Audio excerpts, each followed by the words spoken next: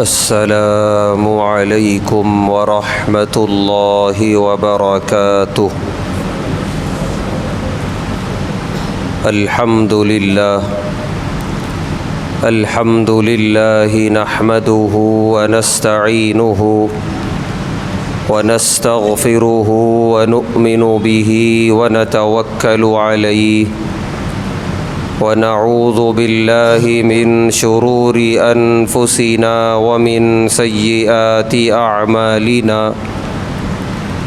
من يهده الله فلا مضل له ومن يضلله فلا هادي له ونشهد أن لا إله إلا الله وحده لا شريك له ونشهد أن سيدنا ونبينا وحبيبنا ومولانا محمدا عبده ورسوله أما بعد، قال الله تبارك وتعالى في القرآن الكريم: أعوذ بالله من الشيطان الرجيم، بسم الله الرحمن الرحيم.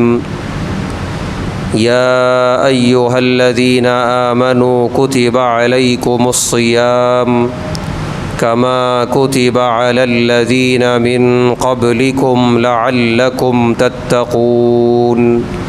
صدق اللہ العظیم۔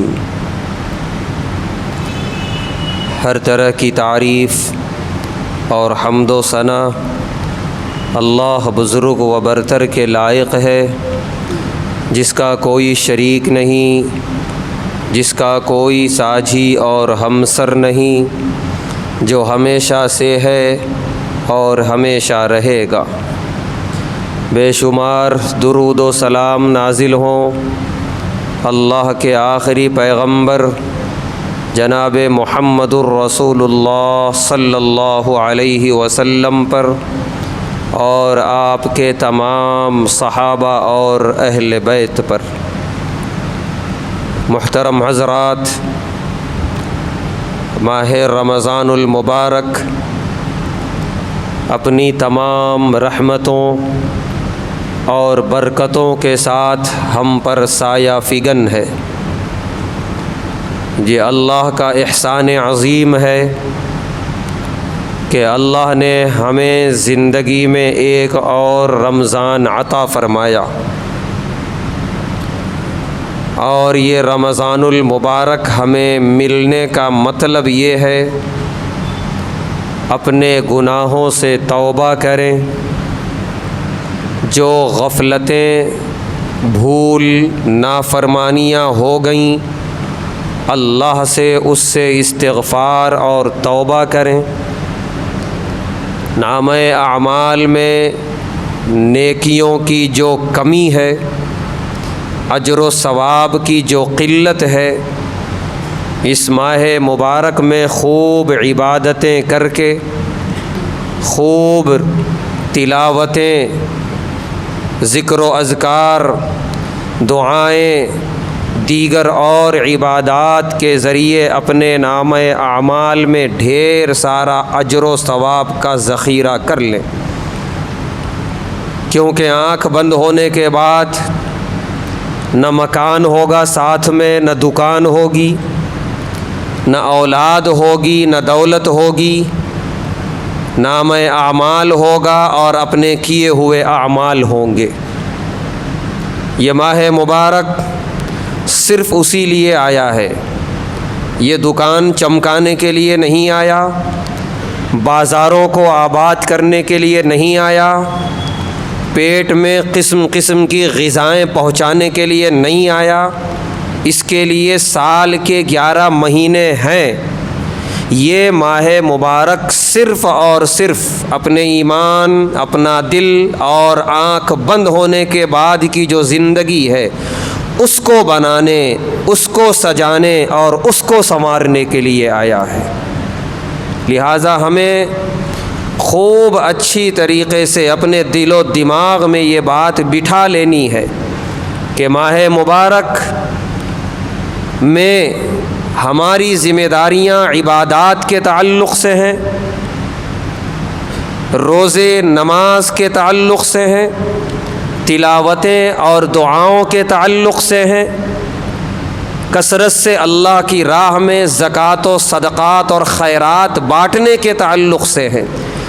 ان تمام ذمہ داریوں کے متعلق یہ رمضان ہمارے پاس آیا ہے۔ یہ سارے کام اتنے حسن خوبی سے ہم انجام دیں، اتنے خشوع و خضوع کے ساتھ ہم انجام دیں، اتنی للہیت اور اللہ کی رضا کے ساتھ ہم انجام دیں کہ ہمیں محسوس ہو کہ ہمارا ایمان مضبوط ہو رہا ہے، ہمیں محسوس ہو کہ ہمارے دل میں جو زنگ لگ گیا تھا 11 مہینے گناہ کرتے کرتے، وہ الحمدللہ آہستہ آہستہ ختم ہو رہا ہے۔ ہمیں محسوس ہو کہ دل میں جو سختی تھی گناہوں کی وجہ سے، وہ آہستہ آہستہ نرمی میں بدل رہی ہے۔ ہمیں محسوس ہو کہ ہماری مانگی جانے والی دعائیں الحمدللہ قبول ہو رہی ہیں۔ ہمیں محسوس ہو کہ ہمارا رشتہ اللہ تعالیٰ سے قریب تر ہوتا جا رہا ہے۔ یہ احساس ہمارے دل میں آنا چاہیے ماہ رمضان کے ختم ہونے سے پہلے تو یقین سے کہا جا سکتا ہے کہ ہم نے الحمدللہ ماہ رمضان کا حق ادا کیا۔ لہذا اب تک کی جو کوتاہیاں تھیں، اب تک کی جو غفلتیں تھیں، جو کمیاں تھیں، ان تمام کی تلافی کرنا ہے ماہ رمضان المبارک میں، کیونکہ اللہ نے فرمایا لعلکم تتقون، یہ مہینہ تمہیں دیا جا رہا ہے اس لیے تاکہ تم لوگ متقی ہو جاؤ، اللہ سے ڈرنے والے، خوف کھانے والے ہو جاؤ۔ متقین کی جو صفتیں اللہ نے قرآن میں بیان فرمائی ہیں وہ یہی ہیں، ان کا ایمان مضبوط ہوتا ہے، ان کے ہر عمل میں خلوص اور للہیت ہوتی ہے، ان کے دل کی زمین نرم ہوتی ہے، وہ خود کھانے سے زیادہ کھلانے پر خوش ہوتے ہیں، وہ جمع کرنے سے زیادہ بانٹنے کا مزاج رکھتے ہیں۔ یہ سب تقوی کا مزاج ہے۔ اللہ فرما رہے ہیں لعلکم تتقون، یہی مزاج بنانے کے لیے ماہ رمضان المبارک آیا ہے۔ لہذا پورے حسن خوبی کے ساتھ رمضان گزارنے کی کوشش کریں۔ نماز فجر سے لے کر نماز عشاء اور تراویح تک سارے کے سارے اوقات انتہائی احتساب کے ساتھ گزاریں۔ احتساب کا مطلب پوری بیدار مغزی کے ساتھ، کوئی ناقدری نہ ہونے پائے، کوئی نافرمانی نہ ہونے پائے، اور کوئی خیر چھوٹنے نہ پائے، کسی فرض میں کوتاہی نہ رہنے پائے، کسی سنت کے تعلق سے کوئی غفلت نہ ہونے پائے، پورے احتساب کے ساتھ ماہ رمضان گزارا جائے۔ کیونکہ پیارے نبی صلی اللہ علیہ وسلم نے فرمایا من صام رمضان ایمانا و احتسابا غفر له ما تقدم من ذنبہ، کہ جس نے رمضان کے روزے رکھے ایمان اور احتساب کے ساتھ، اس کے پچھلے تمام گناہ معاف کر دیے جاتے ہیں۔ لہذا ہم سحری کے لیے اٹھیں، اللہ نے توفیق دی 4 رکعت 8 رکعت نماز تہجد ادا کر لیں گھر میں، بڑی بابرکت نماز ہے، بہت کچھ عطا کر دینے والی نماز ہے۔ اس کے بارے میں پوری سورہ مزمل اللہ نے نازل فرمائی ہے۔ کوئی وقت نہیں لگے گا، 2-4 آنسو بہا کے اپنے گناہوں کو دھو دیں، کتنے بھی بڑے گناہ ہوں، کتنے بھی بدبودار غلیظ گناہ ہوں، آنسوؤں کے اندر اللہ نے وہ طاقت رکھی ہے کہ وہ بالکل صاف کر دیتا ہے گناہوں کو۔ اللہ اتنے رحیم ہیں، اتنے کریم ہیں۔ 2-4 آنسوؤں کا نذرانہ پیش کرے رب کریم کی بارگاہ میں نماز تہجد میں، انشاءاللہ ہمارے کیے ہوئے تمام گناہوں کو اللہ معاف کرنے کے لیے تیار بیٹھے ہیں۔ سحری سے فارغ ہونے کے بعد، اور سحری بھی بالخصوص ضرور کریں، کوئی کوتاہی نہ ہونے پائے۔ بسا اوقات رات میں دیر تک جاگنے سے یہ شکایت ہوتی ہے سحری میں نہیں اٹھ پائے، بغیر سحری روزہ رکھ رہے ہیں، کبھی جانے انجانے میں ہو گیا تو ایک الگ بات، لیکن اس کی عادت نہ ہو۔ پیارے نبی صلی اللہ علیہ وسلم نے فرمایا ہمارے اور یہودیوں کے روزے میں فرق ہے سحری، وہ سحری کے وقت میں نہیں کھاتے، رات میں دیر میں کھا کے وہ سو جاتے ہیں، پھر سحری کرتے ہی نہیں، وہ ان کے پاس ہے ہی نہیں سحری۔ ہمارے پاس سحری ہے الحمدللہ۔ فرمایا تسحروا فإن فی السحور برکہ، سحری ضرور کھاؤ اس لیے کہ سحری میں اللہ نے برکت رکھی ہے۔ ہوتا یہ ہے کہ رات میں دیر تک جاگ رہے ہیں تو خالی نہیں جاگ رہے ہیں، کھاتے پیتے جاگ رہے ہیں، کبھی ادھر کا کھا لیا، کبھی ادھر کا کھا لیا، کبھی یہ ہوٹل کا ذائقہ چکھ لیا، کبھی ادھر کا چکھ لیا۔ نتیجہ یہ ہے کہ سحری میں اب جگہ ہی نہیں ہے کھانے کے لیے۔ جانے انجانے میں ہم یہودیوں کی مشابہت اختیار کر رہے ہیں، اسی لیے رک جائیں خدا کے لیے رات کا کھانا کھانے کے بعد، اب اس سنت کو ادا کرنے کے لیے اپنے پیٹ کو تیار رکھیں۔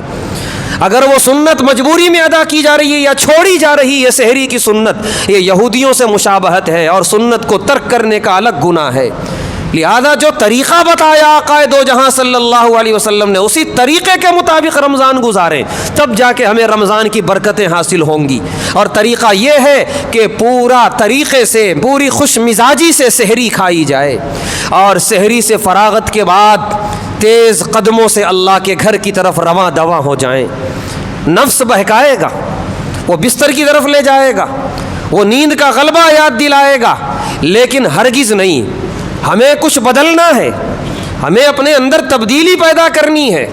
یہ چلتی سانسوں کے درمیان رمضان ملا ہے، نہ جانے پھر رمضان آنے سے پہلے سانسیں کس کی کب رک جائیں کسی کو نہیں معلوم، اور وہاں سانسیں رکنے کے بعد کام آنے والا یہ رمضان ہے، اس کے اعمال ہیں۔ لہذا ہمیں نماز فجر میں کوئی کوتاہی نہیں کرنی ہے، تیز قدموں سے اللہ کے گھر کی طرف رواں دواں ہو۔ یہاں آنے کے بعد اگر وقت ہے قرآن کریم کی تلاوت میں مصروف ہو جائیں۔ بہترین عبادت ہے قرآن کریم کی تلاوت ماہ رمضان میں، اتنا بہترین عمل ہے قرآن کریم کی تلاوت۔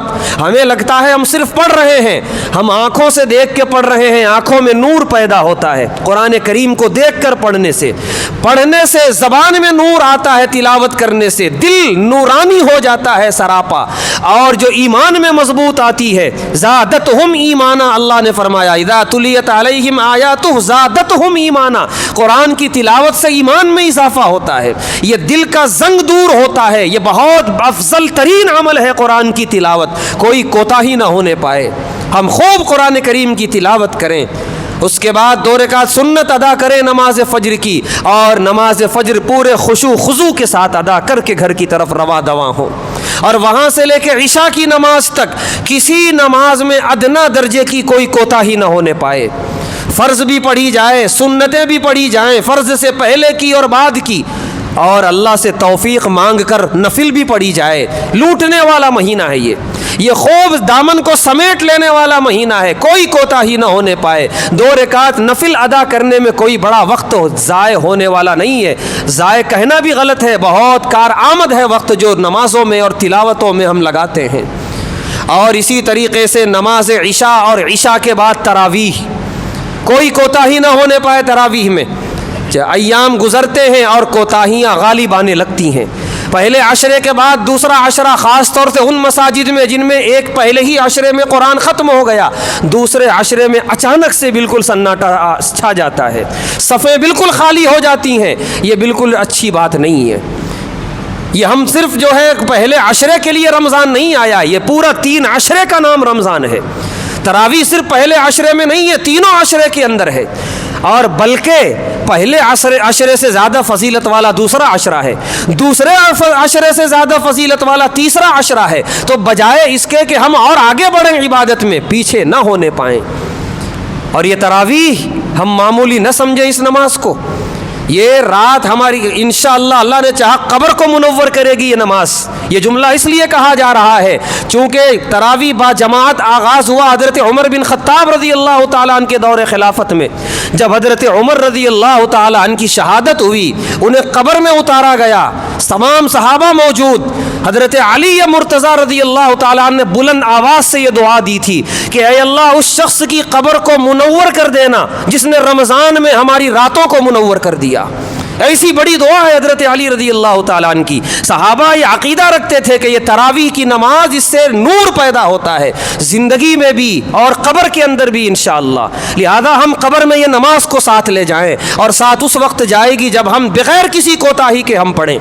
یہ کثرت سے سجدے، یہ کثرت سے رکوع، یہ تشہد، یہ قرآن کریم کی تلاوت کوئی پڑھ رہا ہے اور لوگ سن رہے ہیں، ہم کیا اسے معمولی سمجھ رہے ہیں؟ تقدیروں کو بدلنے والی ہے نماز یہ ہمارا یہ عمل ہماری قبروں کو منور کرنے والا، ہماری آخرت کو بنانے والا ہے۔ لہذا ایک رسم سمجھ کے ہرگز پیچھے نہ ہٹیں، بہت بڑے محروم ہوں گے ہم۔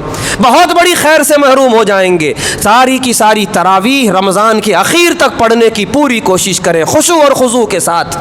باقی وہ بیٹھنا، وہ دوستوں کی مجلسیں، پوری زندگی ہے یہ، رمضان ہمیشہ نہیں ملنے والا، لہذا کوئی کوتاہی نہ ہونے پائے اور پوری تندہی کے ساتھ اور پوری چاق و چوبندی کے ساتھ ماہ رمضان سنتوں کے مطابق گزارنے کی پوری کوشش کی جائے۔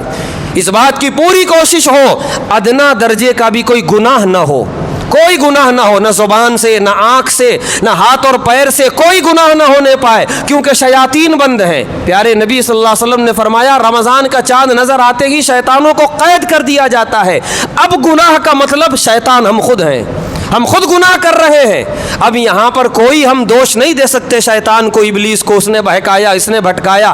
ہم یہ خود اپنی مرضی سے جانتے بوجھتے ہوش و حواس میں یہ گناہ کر رہے ہیں، ناقابل معافی ہوگا۔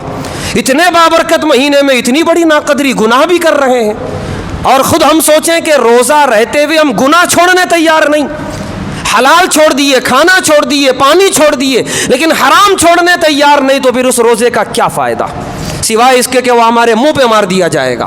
لہذا جیسا ہم نے خوشی خوشی حلال چھوڑا ہے، اتنی ہی خوشی خوشی ہم حرام چھوڑیں۔ انشاءاللہ ہمیں یہ محسوس ہوگا رمضان ختم ہوتے ہوتے کہ یہ نفس جو ہم پر غالب تھا، جب جو چاہے گناہ کرا بیٹھتا تھا، اب اتنا طاقتور نہیں ہے۔ اس کے مقابلے میں ہمارا تقویٰ طاقتور ہو گیا، اس کے مقابلے میں ہمارا ایمان طاقتور ہو گیا، اس کے بہکانے میں انشاءاللہ ہم اتنی جلدی آنے والے نہیں ہیں۔ یہ اس وقت ہوگا جب ماہ رمضان ہم کما حق ہو گزارنے کی کوشش کریں۔ پیارے نبی صلی اللہ علیہ وسلم نے کیا جملہ ارشاد فرمایا روزے دار کے بارے میں، خلوف فم الصائم اطیب من ریح المسک، کہ روزے دار کے منہ کی بدبو، جب معدہ خالی ہوتا ہے تو اندر سے ایک بدبو آتی ہے، روزے دار کے منہ کی بدبو اللہ کے نزدیک مشک کی خوشبو سے زیادہ پسندیدہ ہے۔ وجہ یہ ہے کہ یہ معدہ خالی ہے اس لیے نہیں کہ اس کو کھانا نہیں ملا، پانی نہیں ملا، سب میسر ہے، لیکن یہ معدہ خالی ہے اللہ کی رضا کے لیے، اللہ کے حکم کے لیے۔ اللہ نے کہا کہ رک جاؤ کھانے سے، تو یہ رکا ہوا ہے۔ اس وجہ سے اب اس خالی معدے سے جو بدبو آ رہی ہے اللہ کو بے حد پسند ہے۔ پیارے نبی صلی اللہ علیہ وسلم نے ارشاد فرمایا کہ اللہ کا ارشاد ہے الصوم لی وانا اجزی بہ، کہ روزہ میرے لیے بندہ رکھتا ہے، وہ کھانا چھوڑتا ہے، پینا چھوڑتا ہے، کسی کو دکھانے کے لیے نہیں، اللہ کے لیے، اللہ کا حکم ہے، روزہ میرے لیے رکھتا ہے، میں اس کو بدلہ دوں گا۔ اور جب اللہ بدلہ دیتے ہیں تو اپنی شان کے مطابق عطا کرتے ہیں۔ اتنی بڑی فضیلتیں ہیں روزے دار کی، اور ماہ رمضان کے ایک ایک لمحے کی، ایک ایک وقت کی، شب و روز کی۔ اپنے روزے کی بھی حفاظت کریں، رمضان کے شب و روز کی بھی حفاظت کریں، اسے خوب گزاریں عبادتوں میں، تلاوتوں میں، نمازوں میں، ذکر و اذکار میں، دعاؤں میں، اور ہر طرح کی ناقدری سے اور گناہوں سے بچنے کی پوری کوشش کریں۔ کوئی سستی، کوئی کاہلی قریب بھی نہ آنے دیں، پوری تندہی کے ساتھ ماہ رمضان المبارک گزاریں اور تمام عشرے، تمام ایام گزاریں۔ انشاءاللہ اللہ کی ذات سے امید نہیں بلکہ یقین ہے کہ کما حق ہو اگر ہم نے رمضان گزارا، رمضان کے اخیر میں مغفرت کے پروانے ہمارے نام کے انشاءاللہ بانٹے جائیں گے، متقین میں انشاءاللہ ہمارا نام بھی شامل کیا جائے گا۔ اللہ تبارک و تعالیٰ سے دعا ہے، اللہ تبارک و تعالیٰ ہم تمام کو ماہ مبارک کی رحمتوں برکتوں کو اپنے دامن میں سمیٹنے کی توفیق عطا فرمائے، ہر طرح کے شرور سے، فتن سے اور ناقدری سے حفاظت فرمائے۔ وآخر دعوانا الحمد للہ رب العالمین۔